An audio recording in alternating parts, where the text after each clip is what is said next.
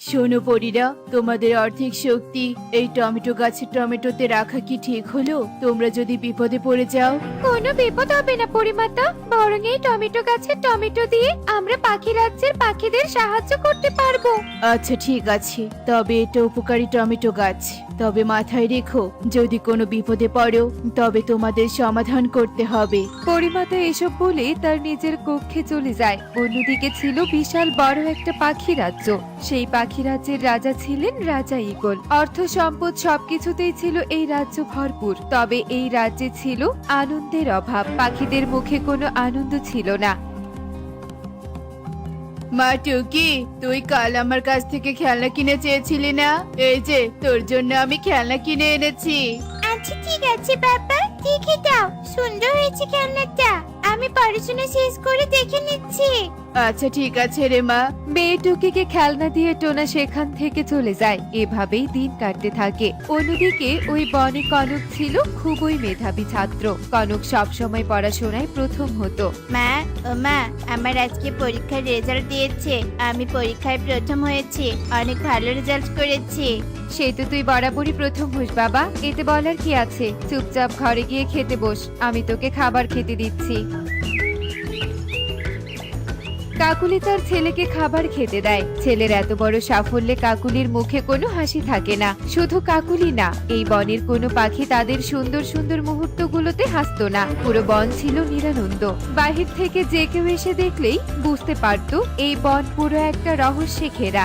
না না রাজা মশাই, আপনার তো কোনো রোগ আমি ধরতে পারছি না। বাহির থেকে বলতে গেলে আপনার শরীরে কোনো রোগ বাসা বাঁধেনি। কিন্তু আমার মনে কোনো সুখ নেই সাধু বাবা। আমার শরীরটা খুব দুর্বল লাগছে। আমি দিন দিন অসুস্থ অনুভব করছি। আপনি আমাকে যে কোনো মূল্যেই সুস্থ করে দিন। আপনার এই বনে কেউ হাসছে না। না হাসলে শরীর মন কিছুই সুস্থ থাকে না, তাই এই রোগ সারানো খুব কঠিন। প্যাঁচা সাধু এসব বলে চলে যায়। এভাবেই পুরো বনে পাখিরা অসুস্থ হতে থাকে। পাখিদের এই না হাসার কারণে পুরো বন অন্ধকারে নেমে আসতো। নীলপরি, নীলপরি, তুই কি পাখি রাজ্যে ঘুরতে যাবি? অনেকদিন হলো কোথাও ঘুরতে যাওয়া হয় না।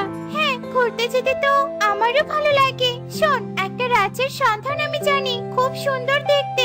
পরিমাতার অনুমতি নিয়ে চল, আমরা ঘুরতে যাই। এরপর পরীরা পরিমাতার অনুমতি নিয়ে পাখি রাজ্যে ঘুরতে আসে। আর রাজ্যের এত সৌন্দর্য দেখে খুবই অবাক হয়ে যায়। বাহ, কত সুন্দর এই পাখি রাজ্য! এটা তো আমাদের পরিরাজ্যের থেকেও সুন্দর। কত সুন্দর পাখি!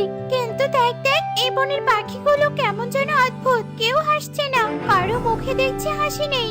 পরীরা যখন এভাবেই কথা বলছিল, এমন সময় তাদের পাশ দিয়ে সুখী পায়রা যাচ্ছিল। বাহ পাখি, তুমি দেখছি আমাদের পরীর থেকেও ভীষণ সুন্দর। তোমাকে আমাদের ভীষণ ভালো লেগেছে। ধন্যবাদ পরীরা, কিন্তু আমরা তো পরী, তুমি পরীদের দেখে খুশি হওনি?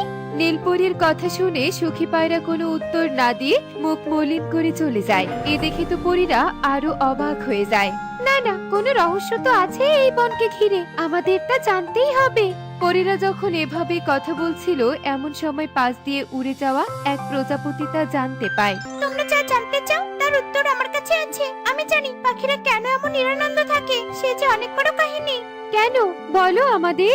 এক ডাইনি তাদের অভিশাপ দিয়েছিল যে এই বনের পাখিরা কোনোদিনও হাসতে পারবে না। সেই দিনের পর থেকে এই বনের পাখিরা যতই সুন্দর মুহূর্ত হোক না কেন, হাসতে পারে না। আর না হাসার কারণে কেমন যেন নিশ্চুপ হয়ে আছে পুরো বন।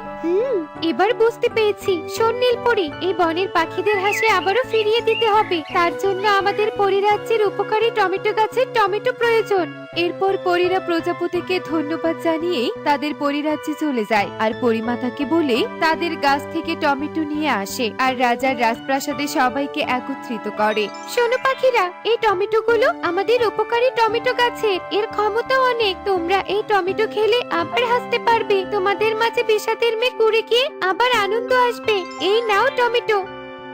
এরপর পাখিরা সবাই কাঁচা টমেটো খেয়ে নেয়। আর টমেটো খেতেই পাখিরা উৎফুল্ল অনুভব করে। আজ কতদিন পর আমার আনন্দ লাগছে। কি যে শান্তি হচ্ছে, খুব আনন্দ হচ্ছে। ইচ্ছে হচ্ছে এই খুশিতে লাফাতে থাকি। রাজা ঈগল অনেক খুশি হয় আর খুশিতে লাফাতে থাকে। এদিকে সব পাখিরাই আনন্দ করতে থাকে, খুশিতে লাফাতে থাকে। সবার এমন আনন্দ দেখে পরীরাও ভীষণ খুশি হয়। ধন্যবাদ ধন্যবাদ পরীরা, তোমরা আমাদের সাহায্য করলে বলেই আমাদের মাঝে আবার আনন্দ ফিরে এলো। আমরা তোমাদের কাছে অনেক ঋণী। আজ যেহেতু তোমাদের মাঝে আনন্দ ফিরে এসেছে, তাই সেই খুশিতে কয়েকদিনের মাঝেই আমরা একটা সুন্দর আয়োজন করব। পরীরা, তোমরা আসবে কিন্তু। পাখিরা আবার আনন্দ করতে থাকে আর পাখিদের এই আনন্দের কারণে পুরো বন যেন ফুলে ফুলে ভরে যায়। কি হয়েছে কাকুলি, পুরো বনে আনন্দ নেমে এসেছে আর তবুও কিনা তুমি মন খারাপ করে বসে আছো? আমাকে বলো তো কি হয়েছে? আমি অন্য কিছু ভাবছি কালু। শোনো, তোমার উপকারী টমেটো গাছের কথা মনে আছে? পরিদের সেই টমেটো গাছ তো জাদুর, তাই যদি সেই টমেটো গাছ আমরা চুরি করতে পারি তাহলে তো আমরা ধনী হয়ে যাব।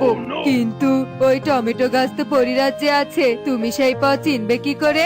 আমারও তো মনে হয় সেই টমেটো গাছ যেহেতু জাদুই, তাই ওই গাছ আমাদের সোনা গহনা দিবে। শোনো, এরপর যদি পরীরা আবার আমাদের রাজ্যে আসে তাহলে আমরা পিছু নিব আর গাছটি চুরি করে নিয়ে আসব।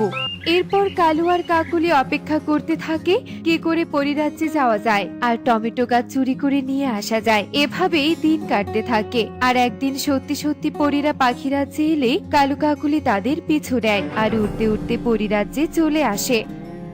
ও মা, কালু, এই পরিরাজ্য তো দেখছি ধন সম্পদে ভরপুর, কিন্তু এখন আমাদের এসব দেখলে চলবে না। ওই দেখো উপকারী টমেটো গাছ, এক্ষুনি চুরি করে নিয়ে যেতে হবে। কালু কাকুলি পরীদের আড়ালে গিয়ে টমেটো গাছ চুরি করে নিয়ে আসে। এদিকে পরীরা টমেটো গাছ দেখতে না পেয়ে ভীষণ ভয় পেয়ে যায়।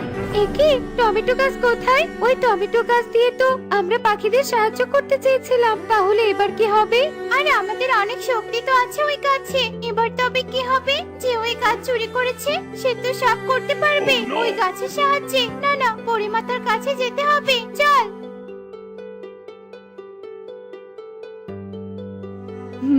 বুঝতে পেরেছি। তবে তো আমরা জাদুর আয়নাতেও দেখতে পারবো না, কারণ আমাদের আর্থিক শক্তি ওই টমেটো গাছে আছে। তাই এবার তোমাদেরকে টমেটো গাছ উদ্ধার করে আনতে হবে। দুই পরি ভীষণ চিন্তা করতে থাকে।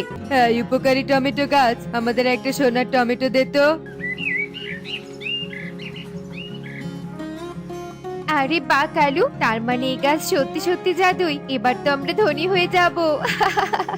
এবার আমাদের ধনী হওয়া থেকে কেউ আটকাতে পারবে না। ঠিক বলেছো কাকুলি, চলো এবার এই টমেটো বিক্রি করে আসি।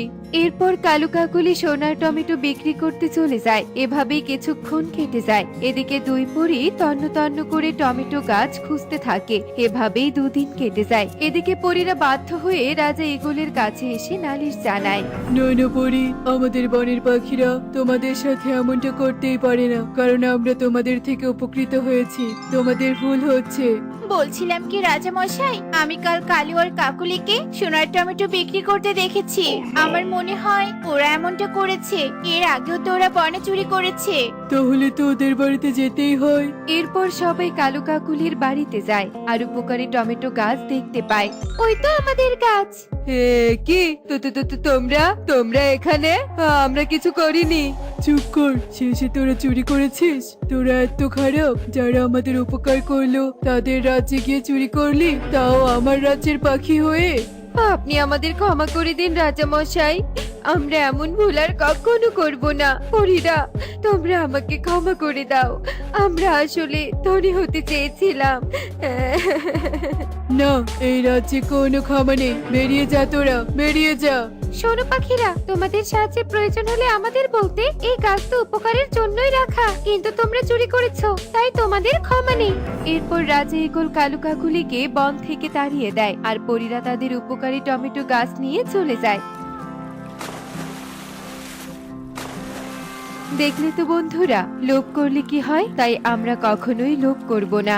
এমনই সব মজার মজার শিক্ষণীয় টুনি পাখির গল্প দেখতে আমাদের সাথেই থেকো। আর গল্পটি কেমন হয়েছে তা কমেন্টে জানাতে ভুলো না কিন্তু। Bye bye.